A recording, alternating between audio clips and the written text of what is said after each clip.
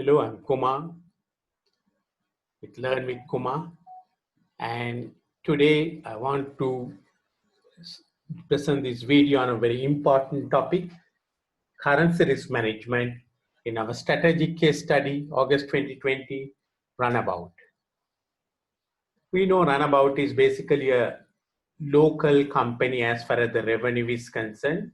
They have 30 million customers in Zealand and they work with them. So the revenue comes in G dollars.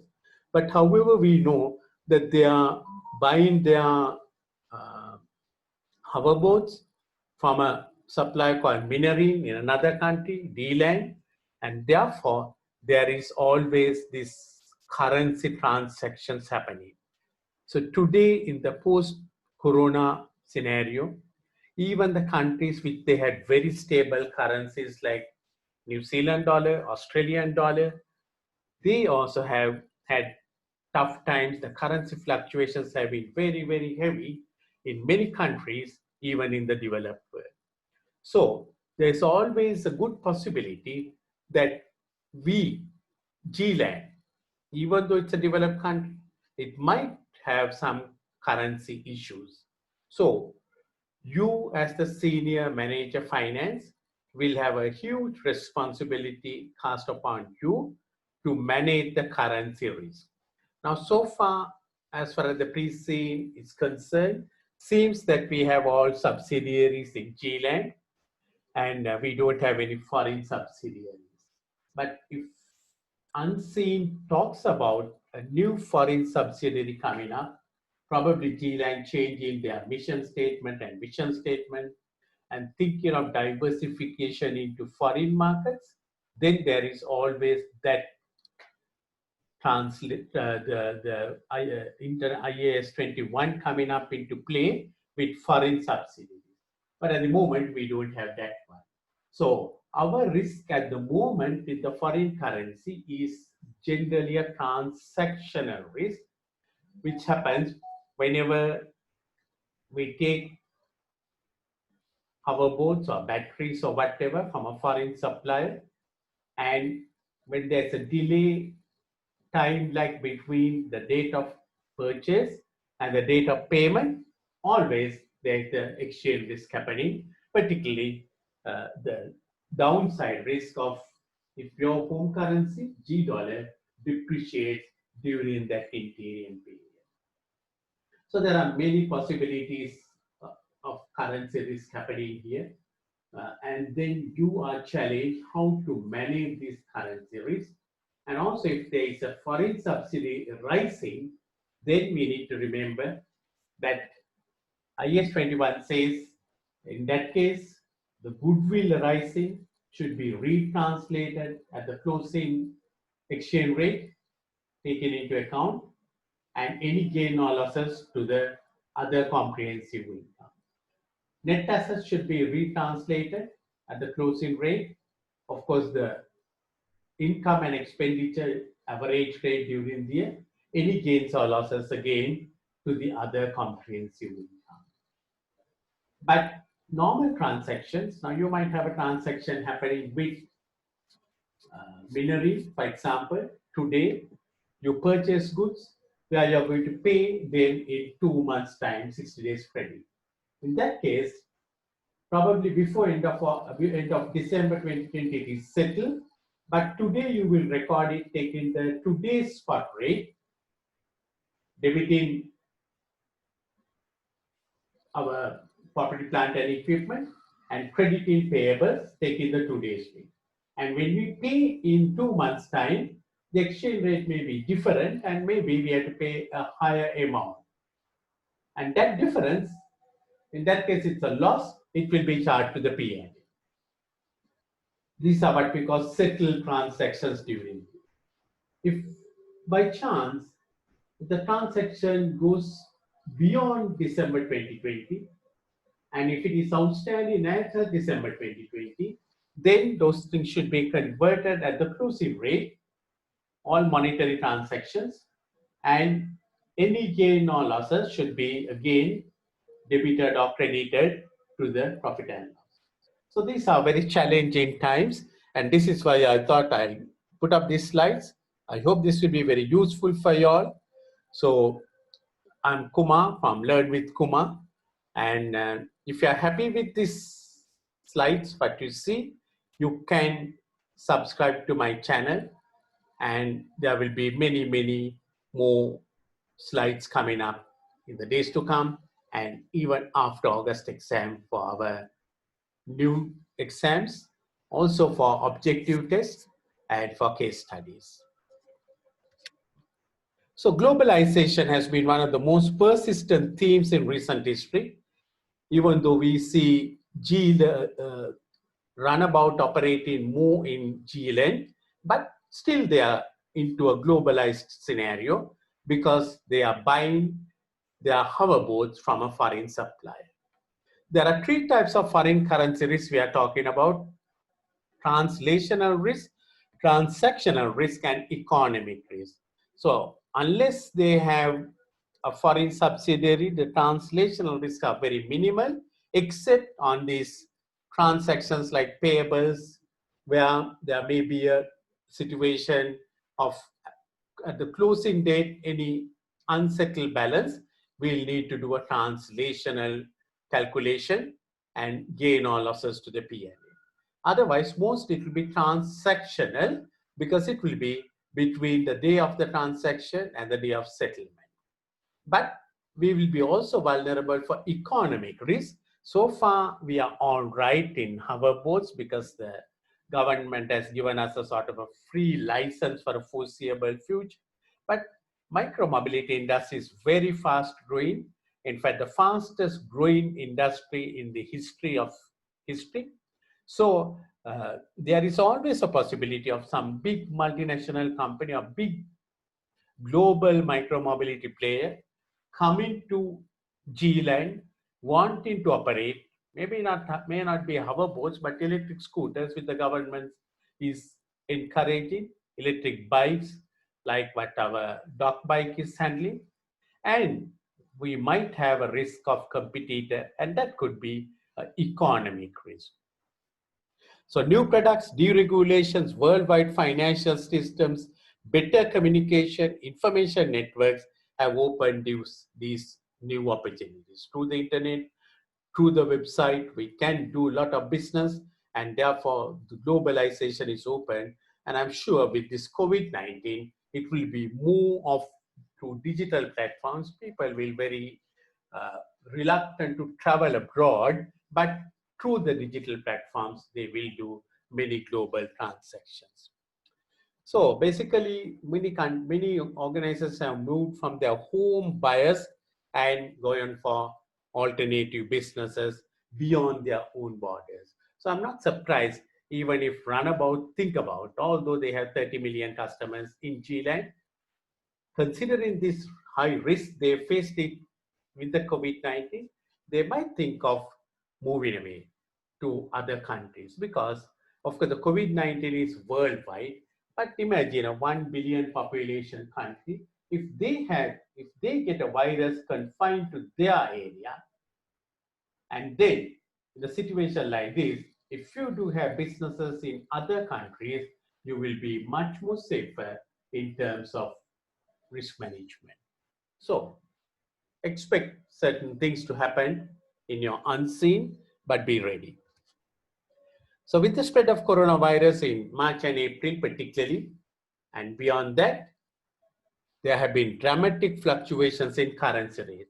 So some of your directors might say, look here, we have never had this kind of currency fluctuations. Why are we bothered? But today we live in a different world. Even strong currencies like Australia and New Zealand, they have had falls in values, with the COVID-19 coming up. So some of these countries have managed their COVID-19 very well, but things have been not so good in terms of currency depreciations. So benefit of all this is that through diversification, we can minimize risk and also we can go for high expected returns. But the challenge is always measuring and managing foreign exchange risk. buying foreign currency denominated assets like what we do, property, plant and equipment, our boats, and also our consumables like batteries, could mean bringing currency risk into the portfolio. Exchange rates are volatile, particularly nowadays, and I'm sure at the moment some of the governments are sort of keeping it under control, but how long they can do it? If the COVID-19 goes for a second wave and a third wave, we need to be mindful of all these things, and we need to be concerned about currency risk. So key for a business like Runabout, that whenever we have cost in other countries, like buying hoverboards from Minarine, which could be completely outside our control, it could increase our cost. And remember, our biggest cost is depreciation. Depreciation is based on our capital cost of the hoverboards. So if our, due to exchange fluctuations or whatever, if our capital cost goes up, it can have an impact upon our unit economics. Our depreciation cost can go up further. So you have a huge responsibility to manage this exchange risk that can happen. So basically, you have to manage the currency risk. So I must emphasize there is no simple or single answer for the best currency management strategy. There's nothing called a best one. Everyone has its cost, everyone has its benefits, every one of those has risk. So you know commonly we do have these currency options, currency futures, forward currency arrangements. All of those things has its own advantages, disadvantages, all that. So we need to be looking all that kind of thing. But on the positive side, currency risk management can bring runabout business lot of benefits. So these are super things which you can write in your exam script. Protection of the cash flow and profit margin. Your cash flow gets more stabilized, right? When you go and get a foreign currency arrangement agreement done, when you have to pay Minarine in October 2020, 200 million M dollars, or rather they will put it in D dollars, and when we convert it is 200 million at today's rate. You can go and organize a forward currency arrangement with your banker, maybe at $205 million and 205 million G dollars, and then you are sure whatever that may happen between today and October, your commitment is only to pay 205. Of course, if the exchange rate comes in your favor and it sits at 190, still you have to pay 205. You're going to lose 15 million, can't help it. But on the other hand, if the exchange rate is against you and goes up to 220, still you will pay 205 million. So that makes the cash flow stable. It's not a question of gaining. It's a question of managing your cash flow stable. And that way, you're sure the cost is 205 million. So you can work out your depreciation, you can work out your profit margins, you can work out your pricing strategy. If you don't do hedging, who knows, it may be 220, 225, and you have gone on the basis of depreciation of 200, and suddenly you find that your profit margins are eroding. This is very dangerous. And of course, because we have done our hedging, we can forecast it very easily because our cash flows are logged in with the amounts what we need to pay. So it could be a forward currency arrangement, it could be a futures arrangement, even it could be an option arrangement, whatever it is. Better understanding how fluctuations in currencies affect the statement of financial position. When you are at it, you know exactly how it is going to impact your financial statement. And when you are managing risk, your cost of equity, cost of debt will come down because of your good risk management, and that will make your money more cheaper, your WACC will become cheaper, and also your bankers will be quite willing to advance money to you because they know that you have a good risk management policy. But having said this one, if you are really going for external hedging methods like foreign currency arrangement, agreement, or futures or options, your company should have a good corporate treasurer with good foreign currency management knowledge, because you know there are theories like purchasing parity theory and interest rate parity theory, which where you can forecast your forward rates. So you need to know a good knowledge. If you don't have a good corporate treasurer, trying to go into hedging could be a very dangerous thing. A company like Runabout with a 98 billion turnover, 30 million customers, 15,000 employees, I think should have a corporate treasurer, because we are dealing with foreign currency, even though it may be only in outflows at this moment of time. At least you must have a consultant or some person whom you should be able to consult.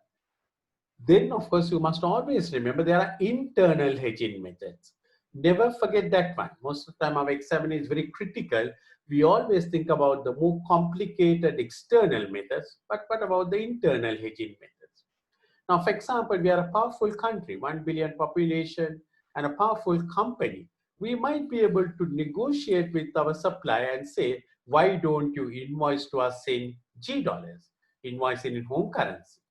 That is possible. And if that happens, we will not have the exchange risk. But of course, we need to be mindful. What happens is we are passing the exchange risk to the other side. So they, knowing that they have the exchange risk, they might sort of jack up the prices to cover their exchange losses. So you have to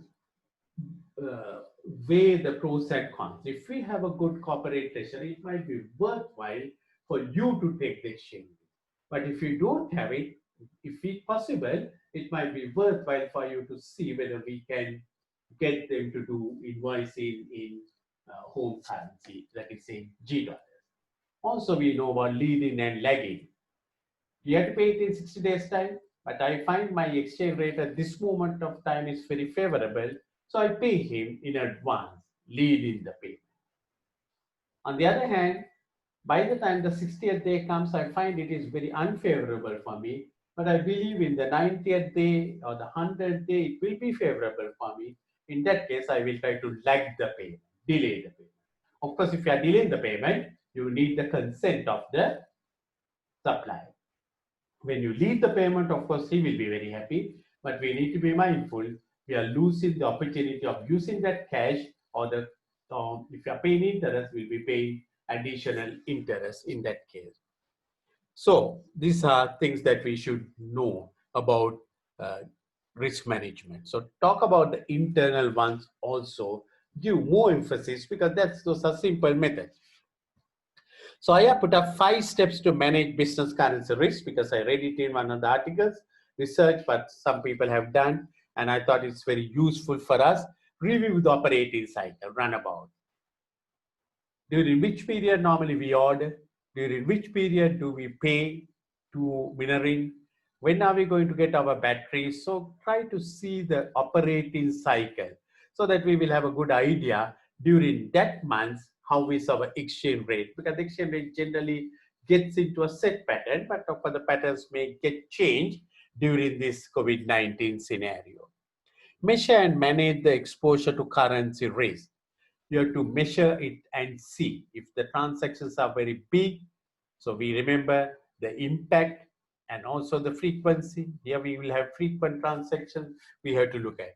And then if necessary, use hedging. Use hedging. So external hedging, internal hedging, all that kind of a thing. But more importantly, you must have a foreign exchange policy in your company and stick to it. So you as the senior manager finance should get along with the corporate treasurer and prepare a foreign currency exchange policy manual, which will be approved by the board of directors, which everyone will know. So that if anything goes wrong, because you know that the manual says transactions below 100 million, we will not go for hedging. So then the people, even if there's a transaction happening 70, 80 million, and if you lose the money, directors can't ask you, hey, why you didn't do it? Because the policy says we are not going to do it. And the type of instruments we are going to use. Are we going to use the options? Are we going to use the internal hedging? All that will be in that policy document. Do it and stick to it. Very important for a company like Runabout. Of course, if you need to change it, change it. It's all right, but with proper approvals. And accept that you have unique currency flows. Your company is different from other companies. You need to work on that basis. So I take a little bit of time to go to each of these things. Review the operating cycle. Review the operating cycle to learn where foreign currency risk exists. So in our case, it is all about the payments, what we have to make. Now you might think, if you have enough money in your company, you might pay today to the supplier. You don't need to wait for 60 days and take the exchange risk. You pay today. Easily you can do that one. I mean, that is what we call letter of credit on site basis. You pay today, no exchange risk, but of course you lose the right to use that cash for some other thing. But you have to look at if exchange volatility is very heavy. If you have money, pay today money, no exchange risk at all, right? So you can look at the profit margin sensitivity to currency fluctuations, do little bit of scenarios, discuss with the board of directors, and agree upon what you're going to do. So very important that whatever you do, it will be in line with the policy and it will be with the blessings of your senior management. Measure and manage. So look at all the transactions, see what kind of quantum signed on and what kind of risk we are facing. So transaction risk can be hedged with financial instruments, currency futures, swaps, options, all that kind of thing. So you must have a good feeling and understanding of currency risk movements. So interest rate parity theory, purchasing power parity theory, and the past patterns and what is happening in the world. You must have a good knowledge, insightful information if you are going to do currency risk management. Without that, if you try to do it, you are burning your fingers. It's a subject for experts. It's not a subject for a novice, or it's not a subject which you can just do it. Right. Hedging means you use financial instruments such as currency or forward clocks to lock in the currency rate so that it remains the same over a specified period of time. You ensure that your cash flows are stable because you have to pay 150 million D dollars, and when you convert it today, it is G dollar 120 million. But you are not going to pay today. You are going to pay it in another 2 months' time. So you go to a forward currency dealer and say, I am going to buy 150 million D dollars in October. What is your rate? So he will say, okay, 122 million. Okay, it's locked at 122 million now.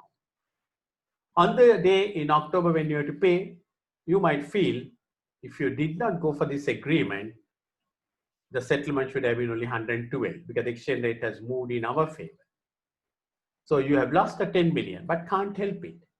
It's a two-way contract, two-way rights and obligations. Because the other side of it is, even if it is 135, you only have to pay 122 million. Because you have entered into a contract to buy 150 million D dollars at 122 million G dollars. That's what it is going to do. Similarly with the futures. Futures, of course, it's a these forward rate agreements, forward rate currency arrangements are more of over the counter. It can be tailor-made for you. But futures means they are in contract sizes, so you may not be able to do the exact kind of hedging, but still it is possible. Options means we have the right to decide at that time if it is the exchange rate is in our favor, we can allow the agreement to lapse. We are not under obligation to fulfill whenever we have taken an option. So if it is 110, I can pay 110 and forget the agreement where I need to buy it at 122. But the thing is, upfront, I have to pay a huge premium, and the premium could be very, very costly. Generally, we have found options is the most costliest form of hedging, but it gives benefit. So create a foreign exchange policy and stick to it so that you know how to measure it. What are the kind of measurements so that you can see how effective your policy, and it will also very much influenced by your risk capacity, risk tolerance, and that's a way that you will go forward. Except that unique cash flows. Every business is unique. We can see, so we are not a company that is dealing with lot of international currencies, so we can't be talking in terms of netting kind of thing, because that's not possible, because we don't have uh, inflows coming up in foreign currency at this moment of time. So we need to understand the currency fluctuations and where it is going to have an impact, and we have to decide whether to hedge or not, depending on that plan. It's not just a question of taking a chance, like rolling the dice and deciding, shall we do or shall we not? It's a thoughtful decision with lot of discipline that need to be taken. So we know in professional markets, all the currencies are coded up in 3 letters. My own currency, Sri Lanka, they say LKR, Lanka rupees. I think India, it is INR, sterling, Great British pounds, and like that, USD. So different currencies. So generally the spot rate is very important. It is valid for 2 days.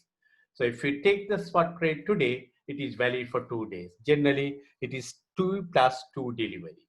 Forward rates, of course, for later periods, which they will work it out and give it us based on interest rate parity theory, purchasing power parity theory. So both spot and forward rates are quoted on terms of bid offer. Always remember, it is the bank who makes the profit on us. So if you are buying a particular currency, we will have to buy it at the higher rate.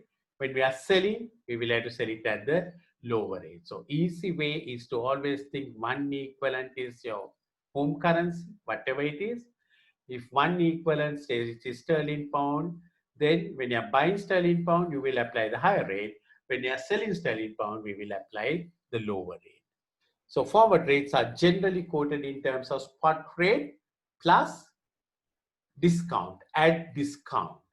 Or sometimes it is quoted spot rate minus premium, at this or deduct premium, at this. So always remember, actually we don't have too many calculation questions in our case study. It was there during your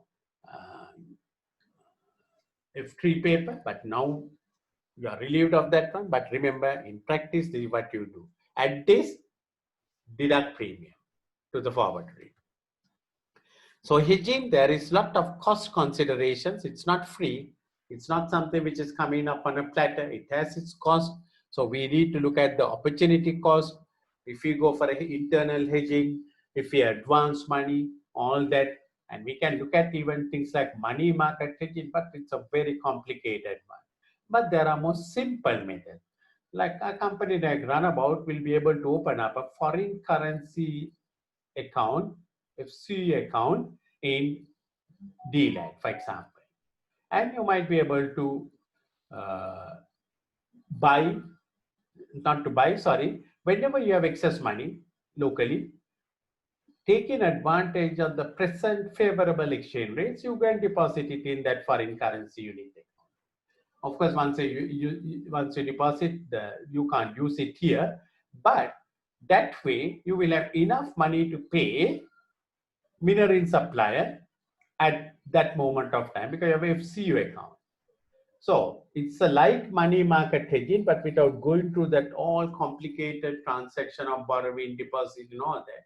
Simply, whenever you have money, you go and deposit it in the FCU account. Of course, it might earn a little bit of interest also. And there's enough money when you want to pay it. So little installments you will put it when the exchange rate is favorable for you. So cost considerations make a perfect hedge difficult to maintain. So there are transactional costs as well as opportunity cost. The bank charges commission, and also when we do that one, we might lose, we might gain, all that is there. So currency management strategies, it could be very passive, it could be rule-based, like in the with a policy statement, or it could be a complete hedging of all currency exposures. So we had to work with theories like IRPT, PPPT, and work through that one. Technical markets indicates that there's a kind of a repeat patterns. So we can look at those the patterns and we will know exactly which it will move. But in a situation like COVID-19, the patterns can change. So that also we need to be mindful. So passive hedging will be typically forward context, but they can go for very active kind of hedging through futures and options and all that kind of thing. The treasurer will have to look at various advantages, disadvantages, and see what is the best way to handle your foreign currency risk. So as I said, we can have these foreign currency accounts and deposit money in that account whenever you have excess money and when the exchange rate is favorable. That way, you will be in a better position to manage it. So once again, thank you very much for listening to this one. And I think this will be a very useful video for your case study in August 2020. If you have any questions, you can contact me at www.learnwithkumar.com, or you can send me a WhatsApp message +9477321938. You can go to my Facebook page, Learn with Kumar. And if you need any online tuition, of course, for August exams, I'm very full now. But if you need any assistance, contact me, and at very affordable rates, I will provide one-to-one online tuition for CIMA every subject. So thank you very much. Wish you every success in the exam and good luck for all of you.